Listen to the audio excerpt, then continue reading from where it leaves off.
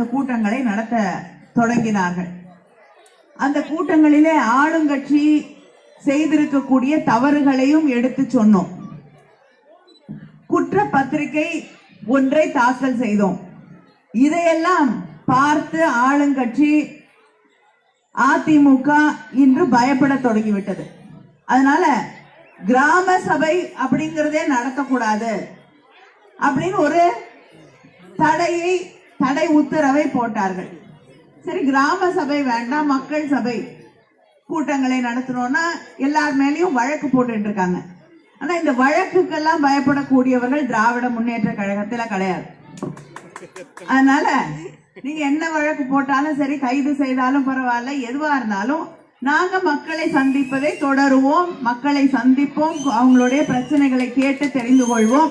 நீங்க ஒரு வழக்கு, 10 வழக்கு, 100 வழக்கு, எந்த வழக்கு வேணாலும் போட்டுக்கொண்டு தான் நாங்க உங்களை சந்திக்க தொடர்ந்து வந்து கொண்டிருப்போம், வருவோம். இதை யாரும் தடுக்க முடியாது.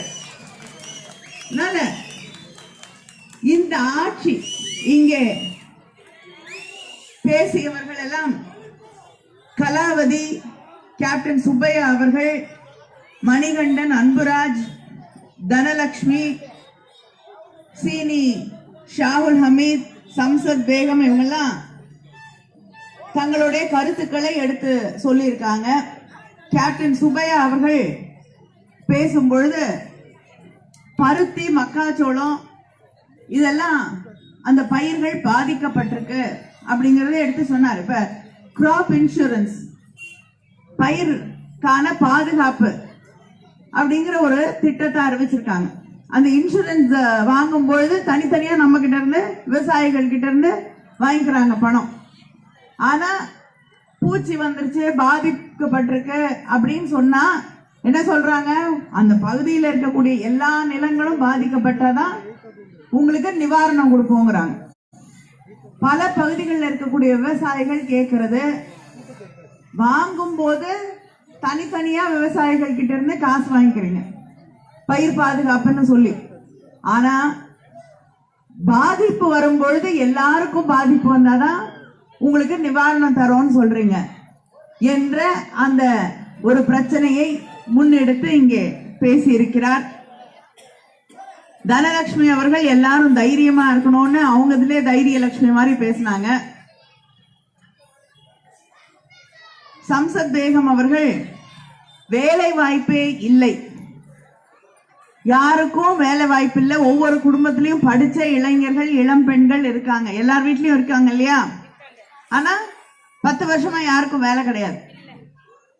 நீங்க MA படிக்க வச்சிருப்பீங்க, BCom படிக்க வச்சிருப்பீங்க, என்ஜினியரிங் படிச்சிருப்பாங்க, டீச்சர் ட்ரைனிங் முடிச்சிருப்பாங்க, ஆனா வேலை கிடையாது. வாழ்நாள் முழுவதும் என் பிள்ளை படிச்சா முன்னேறி வந்துருவாங்க, இந்த குடும்பத்தை காப்பாத்திடுவாங்க, நல்லா இருப்பாங்க அப்படின்னு தான் படிக்க வைக்கிறோம். எவ்வளவு கஷ்டப்பட்டாலும் பிள்ளைங்களை படிக்க வைக்கணும்னு படிக்க வைக்கிறோம். ஆனா படிச்சு கல்லூரியில போய் படிச்சுட்டு வந்து அந்த பிள்ளைங்களுக்கு இன்னைக்கு வேலை கிடைக்காத ஒரு சூழ்நிலையை நாம் எதிர்கொண்டிருக்கிறோம். அதை தாண்டி தலைவர் கலைஞருடைய ஆட்சியில சுய உதவி குழுக்களை உருவாக்குனாங்க. சுழல் நிதியை தளபதி அவர் கொடுக்கும் பொழுது, உற்சாகப்படுத்த முயற்சிக்கும் பொழுது நீங்க இன்னும் ஆர்வத்தோடு சுய உதவி குழுக்கள்ல செயல்படுவீங்க, உங்க குடும்பங்களுக்கான வருமானம் பெருகும் அப்படிங்கிறதுக்காக அதை உருவாக்கி தந்தார்கள். ஆனால் இன்னைக்கு சுய உதவி குழுல எந்த மானியமும் கிடையாது, நிதி உதவியும் கிடையாது, கடன் கூட வங்கியில கொடுக்கறது கிடையாது. போய் கேட்டீங்கன்னா எதுக்குமா நீங்க இங்க வந்துடுறீங்க, மாவட்ட செயலாளர் அண்ணன் KK சார் பேசும்பொழுது சொல்வார், முதல்ல இந்த சுய உதவி குழு எல்லாம் ஆரம்பிக்கிறதுக்கு முன்னாடி இந்த பெண்கள் எல்லாம் வீட்டுல இருந்தாங்க. சுய உதவி குழு ஆரம்பிச்சோடனே எல்லாரும் ஒரு பைய தூக்கி தோல்ல போட்டுக்கிட்டு கவர்மெண்ட் ஆபீஸ்ல வந்து நீங்க மிரட்ட ஆரம்பிச்சிட்டீங்கன்னு சொல்லுவாரு. ஆனா உண்மை, உங்க பகுதியில ஒரு பிரச்சனை இருந்தா அங்க இருக்கக்கூடிய பெண்கள் தைரியமா வந்து கேட்டாங்க. அரசு அதிகாரிகளை சந்தித்து அவங்களுக்கு இருக்கக்கூடிய பிரச்சனைகளை எடுத்து சொல்லி, இதெல்லாம் இருக்கு, நீங்க சரி செய்து தர வேண்டும் என்று அதிகாரிகளும் அந்த சுய உதவி குழுக்கள்ல இருந்து வந்த பெண்கள் சொன்னதை கேட்டுட்டு அவங்க சரி செய்து தந்தார்கள். நீங்க பேங்க்குக்கு போய் கடன் கேட்டீங்கன்னா கொடுத்தாங்க. ஆனா இன்னைக்கு போய் பார்க்கும் பொழுது எதுக்கு வரீங்க, வேற வேலை இல்லையா உங்களுக்கு அப்படின்னு சுய உதவிக்குழு நடக்கணும்னா நீங்க போய் தனியார் கிட்ட கடன் வாங்கணும். இந்த கொரோனா காலகட்டத்தில் வாங்கின கடனை கட்ட முடியாம அவங்க கந்து வட்டிக்காரங்க கிட்ட இன்னைக்கு உங்களை மிரட்டக்கூடிய ஒரு சூழ்நிலை உருவாகி இருக்கு. நீங்க அவங்க கிட்ட மாட்டிக்கிட்டு பாடுபட வேண்டிய ஒரு நிலையை இந்த ஆட்சியில் இருக்கக்கூடியவர்கள் உருவாக்கி வைத்திருக்கிறார்கள். அதனால விவசாயிகளுக்கு பாதுகாப்பு இல்லை. 3 சட்டங்களை கொண்டு வந்திருக்காங்க விவசாயிகளுக்கு எதிரான சட்டங்கள். ஆனா ஆட்சியில் இருக்கக்கூடிய பழனிசாமி அந்த சட்டங்களை வரவேற்கிறார். ஏன்? பதவி வெறி. 4 மாசம் இருக்கு தேர்தலுக்கு, அதுக்கப்புறம் வர முடியாது, ஜெயிக்க முடியாது. ஆனாலும் பதவியில அந்த 4 மாசத்துக்கு ஒட்டிட்டு இருக்கணுங்கிறதுக்காக இந்த விவசாயிகளுக்கு எதிரான சட்டங்களையும் வரவேற்றிருக்கக்கூடிய ஒரு முதலமைச்சர் இருக்காருன்னா ஒரு அவமானம் இருக்கிறது என்றால் இன்று தமிழ்நாட்டில் இருக்கக்கூடிய அதிமுக ஆட்சி, முதலமைச்சர் பழனிசாமி. இப்படி மக்களுக்கு எதிரான எதுவா இருந்தாலும் நீங்க பார்த்திருப்பீங்க, கொரோனா காலகட்டத்தில் ரேஷன் கடையில் கொடுக்குற மாஸ்க்ல இருந்து ஊழல்.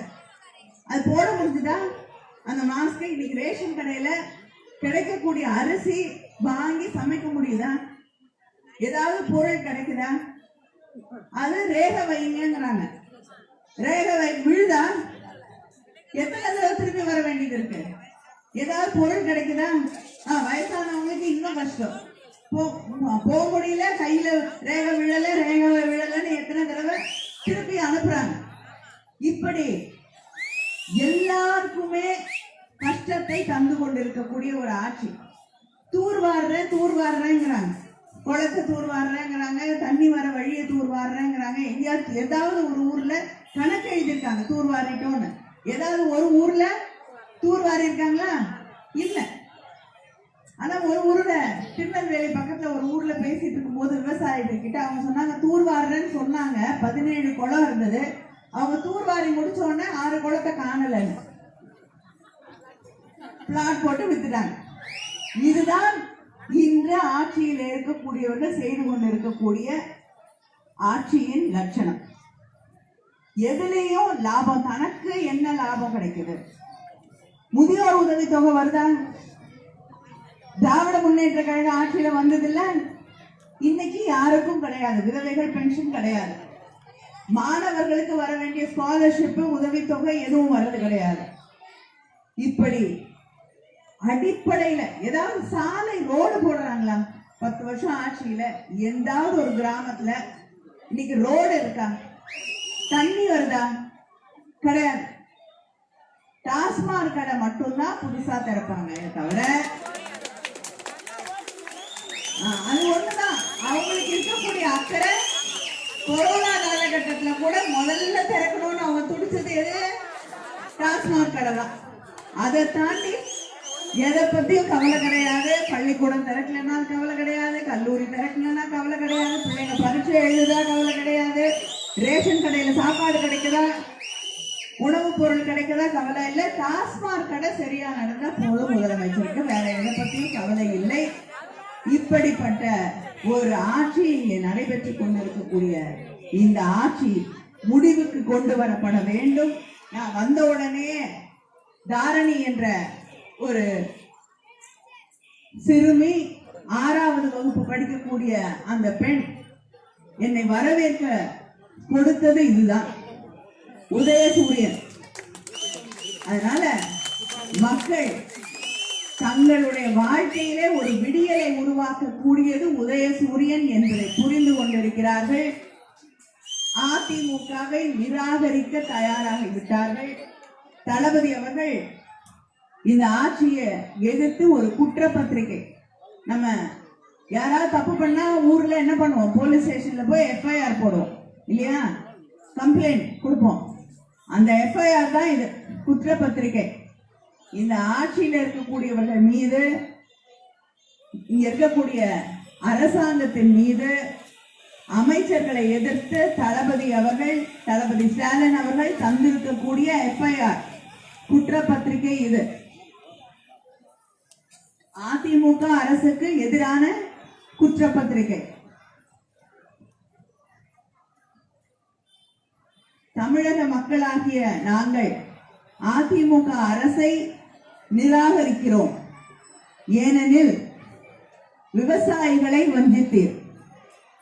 டெல்லியில நம்ம ஊர் விவசாயிகள் மாத கணக்குல போராடினாங்க. கவலை இல்ல, யாரும் கவலைப்படலை. இங்க இருக்கக்கூடிய ஆட்சியில் இருக்கக்கூடியவர்கள் தமிழ்நாட்டில் மட்டும் இந்த ஆட்சியில 16,000 விவசாயிகள் வாழ முடியாமல் தற்கொலை செய்து கொண்டிருக்கிறார்கள்.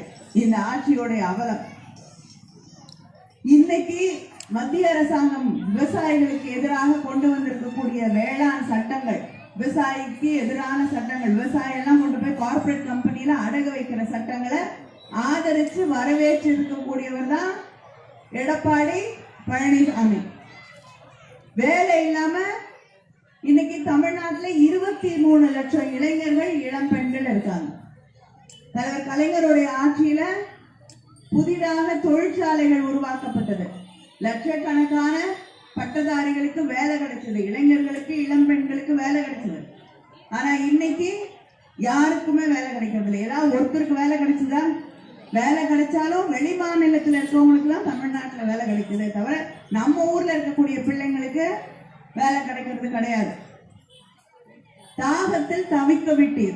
யாருக்கும் மழை வந்தாலும் சரி, வரலன்னாலும் சரி, தண்ணீர் வசதி கிடையாது. அடிப்படை வசதிகள் எதுவுமே கிடையாது. சட்டம் ஒழுங்கை சந்தி சிரிக்க செய்தீர். என்னுடைய தொகுதி தூத்துக்குடி, அதுல இருந்து 2 உதாரணம் நான் சொல்ல முடியும். ஒன்று, ஸ்டெர்லைட் கம்பெனியை எதிர்த்து மக்கள் போராட்டம் நடத்தினாங்க. 100 நாள் போராடினாங்க. 100வது நாள் அந்த கலெக்டர் ஆபீஸ்க்கு ஊர்வலமாக வருகிறார்கள். போலீஸ்காரங்க காரணம் எதுவுமே இல்லாம துப்பாக்கி சூடு நடத்துறாங்க. 13 பேர் அந்த இடத்திலேயே, ஸ்னோலின் என்ற ஒரு இளம் பெண் உட்பட 13 பேர் அந்த இடத்திலேயே சுட்டுக் கொல்லப்படுகிறார்கள். முதலமைச்சர்கிட்ட கேட்டா எனக்கு தெரியாது, நானே டிவி பார்த்துதான் தெரிஞ்சுக்கிட்டேன்னு சொல்றதுக்கு ஒரு முதலமைச்சர். அது மட்டும் இல்ல, ஜெயராஜ் பெனிக்ஸ் 2 பேர், அப்பா மகன், கடை, சாதாரணமா கடை நடத்துறவங்க, 2 பேரை கூட்டிட்டு போய் ராத்திரி முழுக்க அடிச்சு அந்த செவரெல்லாம் ரத்தக்கரை ஆகக்கூடிய அளவுக்கு அடிச்சு அவர்கள் செத்து போறாங்க, கொலை செய்யப்படுகிறார்கள். முதலமைச்சர்கிட்ட கேட்டா அப்பா மகன் 2 பேருமே மூச்சு திணறல்ல இறந்து போயிட்டாருங்க.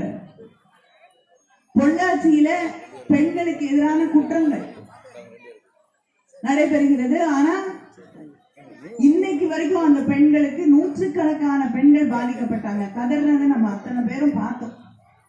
ஆனா இன்னைக்கு வரைக்கும் அவங்களுக்கு நியாயம் கிடைக்கல. கஜானாவை சுரண்டி காலி செய்தீர். தனக்கு என்னென்ன வருமானம் வருமோ அதெல்லாம் பாத்துக்கிறாங்களே தவிர இந்த தூர்வாடுற கணக்கெல்லாம் அதான். கஜானாவை சுரண்டிட்டு இருக்காங்க, மக்களை சுரண்டிக்கிட்டு இருக்காங்க. ஆனா மக்களுக்கு எதுவும் நன்மை செய்யறது இல்ல. கல்வியையும் சுகாதாரத்தையும் தரமிழக்க செய்தீர். கல்வி பார்த்தோம், நீட் கொண்டு வந்து இன்னைக்கு பிள்ளைங்க தற்கொலை பண்ணிக்குது, மெடிக்கல் காலேஜ்ல போய் படிக்க முடியலங்கிறதுக்காக. நீட் தேர்வு ஒழிக்கப்பட வேண்டும். நிச்சயமாக தளபதி அவர்கள் ஆட்சியிலே ஒழிப்பதற்கான அத்தனை முயற்சிகளையும் தளபதி அவர்கள் செய்வார்கள். ஆனா இந்த ஆட்சியில இது 2ஐயும் நாசம் பண்ணிட்டாங்க. பெண்களுடைய உரிமை பறிக்கப்பட்டிருக்கு. சுய உதவி குழுக்கள் கிடையாது, பெண்களுக்கு பாதுகாப்பே கிடையாது. வன்முறைகள், பெண்களுக்கு எதிரான வன்முறைகள் தொடர்ந்து நடைபெற்றுக் கொண்டிருக்கிறது. ஆனா கேட்கறதுக்கு ஆட்சியும் இல்லை, அரசாங்கமும் இல்லை, இங்க இருக்கக்கூடிய அமைச்சர்களுக்கு மனசும் இல்லை. சமூக நீதியை, எல்லாருக்கும் இந்த சமூகத்துல முன்னேறுவதற்கான உரிமை இருக்கு. ஆனா அதை இந்த அரசாங்கம் பாதுகாக்கவில்லை. ஆளுமையற்ற ஆட்சியால் அவதிக்குள்ளாக்கினீர். தமிழகம் பெருமைகளை சீரழித்தீர். ஒரே ஒரு உதாரணம், இப்ப நீங்க போறீங்க பேங்குக்கு, சுய உதவி குழுல போய் அங்க இருக்கக்கூடிய மேனேஜர் கிட்டயோ அங்க இருக்கக்கூடிய அதிகாரி கிட்டயோ பேசணும்னா அவர் தமிழ் தெரிய மாட்டேங்குது. அவர் ஹிந்தியில பேசுறாரு, நம்ம தமிழ்ல பேசுறோம். எல்லா இடத்துலயும், ரயில்வே ஸ்டேஷன்ல இருந்து எங்க போனாலும், எனக்கே நடந்தது. ஏர்போர்ட்ல ஹிந்தியில பேசுனாங்க, எனக்கு தெரியாது நீ இங்கிலீஷ்ல பேசுனா நீ இந்தியாவில இருக்கியா இல்லையான்னு கேக்குறாங்க தமிழ்நாட்டுல. அதனால இப்படி தொடர்ந்து நம்முடைய மொழியை, நம்முடைய அடையாளங்களை, நம்முடைய பெருமையை எல்லாத்தையும் மத்தியில் இருக்கக்கூடிய பிஜேபி அழிச்சுக்கிட்டே இருக்கு. ஆனா இதை எதிர்த்து கேள்வி கேட்கறதுக்கு தைரியம் இல்லாத ஒரு ஆட்சி இங்கே நடைபெற்றுக் கொண்டிருக்கக்கூடிய இந்த ஆட்சியை மாற்ற, இந்த ஆட்சியை வீட்டுக்கு அனுப்ப வேண்டிய நேரம் வந்துருச்சு. வந்துருச்சா இல்லையா? வந்துருச்சா இல்லையா? தளபதி அதிமுகவை நிராகரிக்கும் என்று ஆன்லைன்ல பதிவு செய்யுங்கன்னு சொன்னோன்னே லட்சக்கணக்கானவர்கள், இன்னைக்கு வரைக்கும் 20 லட்சத்தை தாண்டி இருக்கும்னு நினைக்கிறேன், அதுக்கு மேல இருக்கும்னு நினைக்கிறேன் நிச்சயமா. அத்தனை பேர் பதிவு செய்திருக்கிறார்கள் ஆன்லைன்ல மட்டும். ஆனா தேர்தல் நாள்ல ஒவ்வொரு தொகுதியிலையும் மக்கள் பதிவு செய்து அவையவார்கள் அதிமுகவை நிராகரிக்கிறோம் என்று. நிச்சயமாக 200 தொகுதிகளுக்கு மேல் திராவிட முன்னேற்ற கழகமும் அதன் கூட்டணியும் வெற்றி பெறும் என்பதை நான் இங்கே உங்களுக்கு அத்தனை பேருக்கும் உங்கள் வழியாக அதிமுகவிற்கும் தெரிவித்துக் கொள்கிறேன்.